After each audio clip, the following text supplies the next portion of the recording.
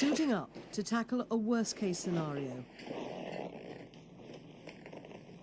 Scientists at the Center for Disease Control in Atlanta, exposed to the smallpox virus, shower away any trace of the deadly germ which could be used as a bioterrorist weapon.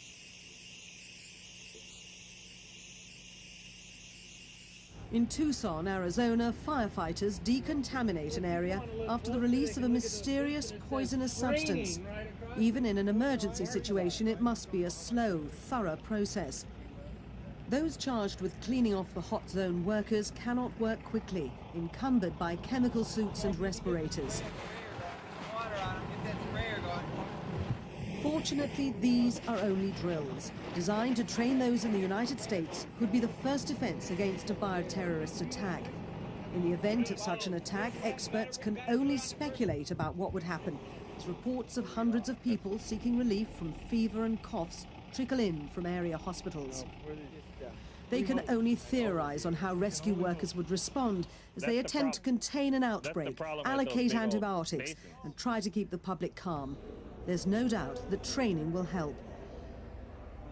And it's not just emergency workers who are being trained. At a Tucson gymnasium, people wait their turn for life-saving pills to be taken after an outbreak of a smallpox virus. Scenarios like these are taking place across the United States. Thankfully, they're only simulations to prepare for what can only be imagined. But there are real measures being taken too.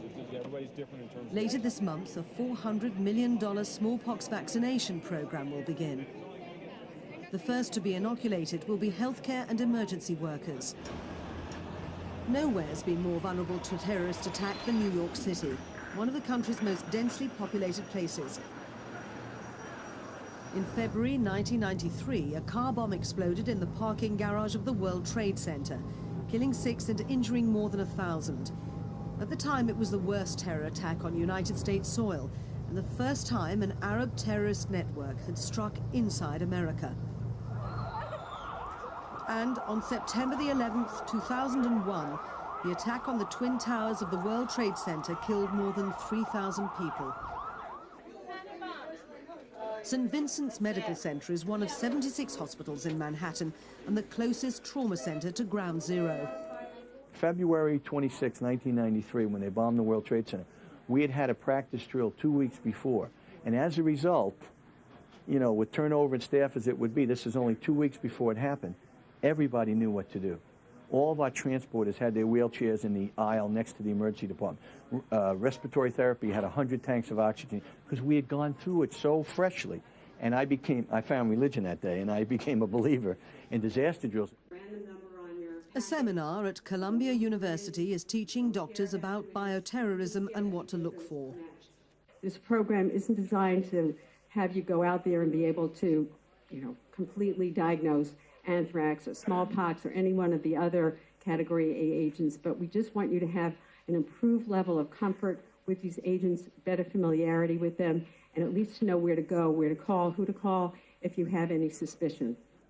Very few doctors have ever seen smallpox or botulism poisoning, but they now must be on the alert for strange symptoms, perhaps indicating exposure to a biological weapon.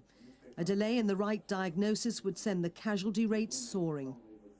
It's a little unsettling because I know a lot of book learning, but haven't managed cases myself. And I think, as we learned with anthrax, a lot of what we learned from the books was incorrect.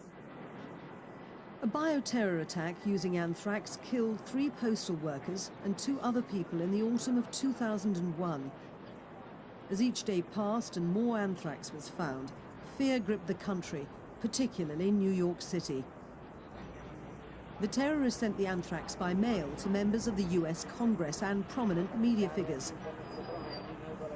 But experts say the attack showed how difficult it is for a germ to reach a specific target, leaving everyone vulnerable.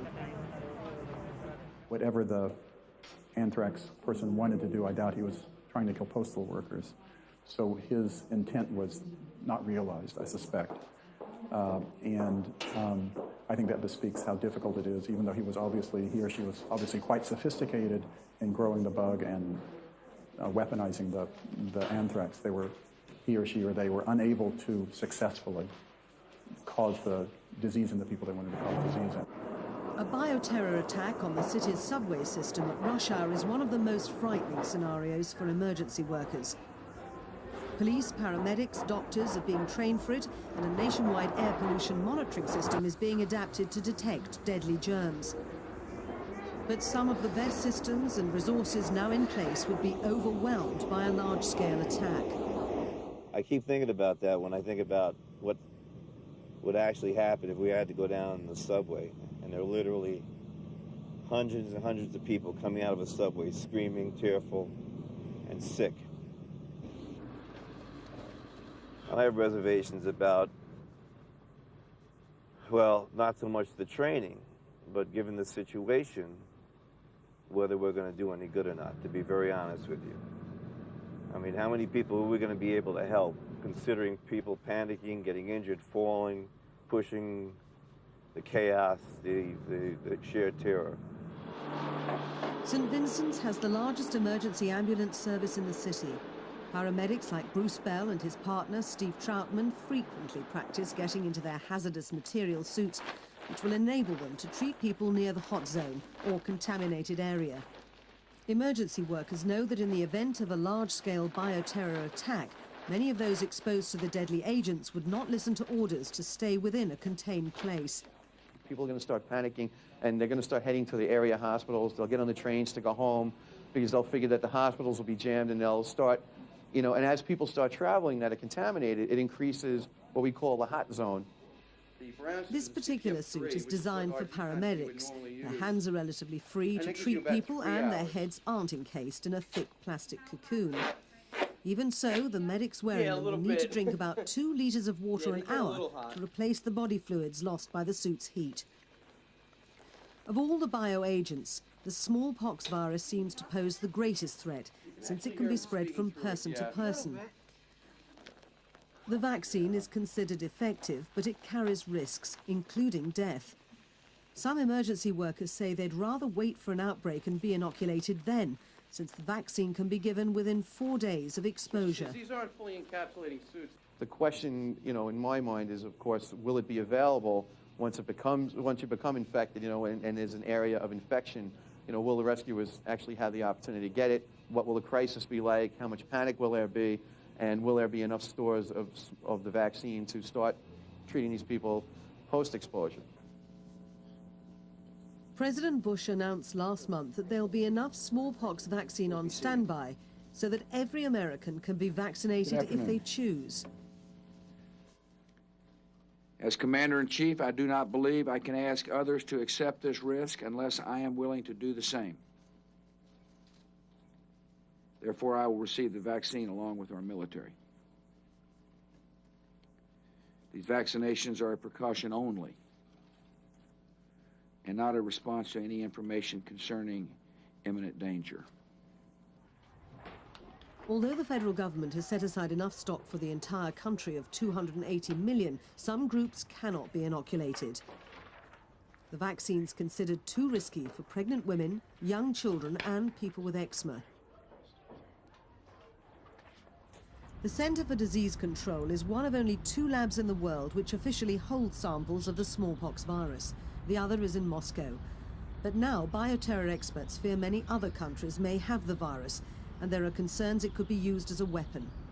Bioterrorism experts envisage grim scenarios where a suicide bioterrorist, contagious with smallpox, walks through a busy airport infecting hundreds of others who spread the virus to their destinations.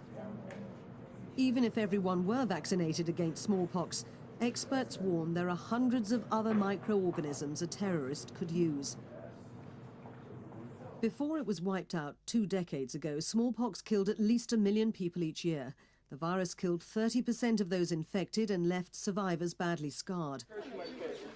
Emergency room staff at St. Vincent's are on the front line of the bioterrorism attack early warning system. They're always on the lookout for clusters of mysterious fevers and will quickly report them to a central database. If that happens, all involved will be counting on their training to save lives.